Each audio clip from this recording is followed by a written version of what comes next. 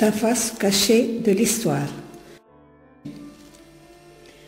Et maintenant, parlons d'une trahison à signaler. Maintenant, voici une autre face cachée de l'histoire.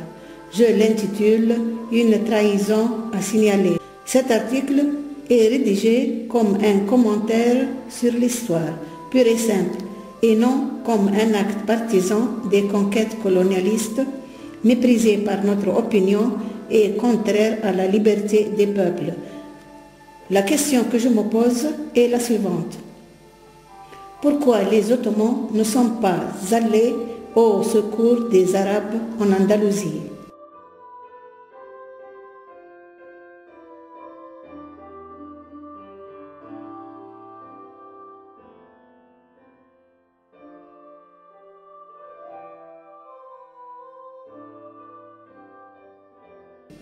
En examinant en bref les événements en 1299, début de l'Empire ottoman, Osman I conquit plusieurs villes et places fortes byzantines, ainsi que certaines des principautés turques voisines.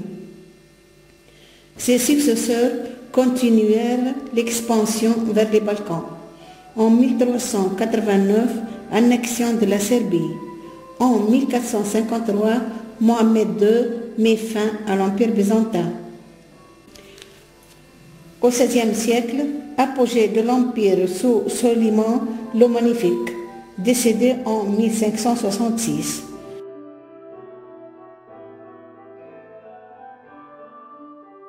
En 1236, Ferdinand III de la Castille s'empara de Cordoue. En 1248, la prise de Séville et la chute de Grenade en 1492. Enfin, les persécutions violentes des restants musulmans en 1609, sous les ordres de Philippe III.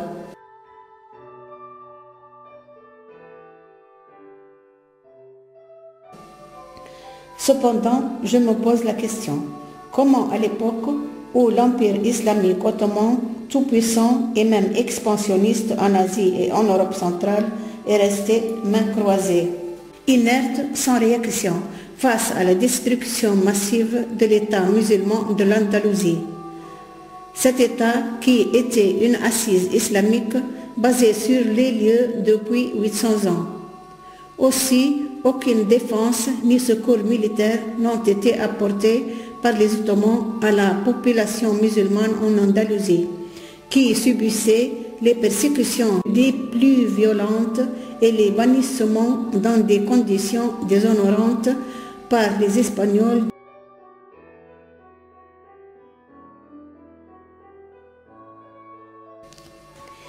Y avait-il une raison politique à cette passivité silencieuse des Ottomans?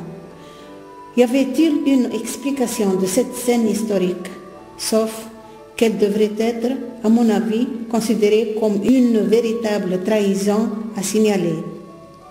Enfin, parlons du politique et l'histoire. Enfin, pourquoi ce fait n'est pas signalé dans les programmes scolaires qui n'enseignent à nos jeunes que la face dorée de cet empire? Ce système d'enseignement qui, sous l'action du politique, ne fait que camoufler la vérité, face cachée de l'histoire, pour ne montrer que la facette dorée des événements.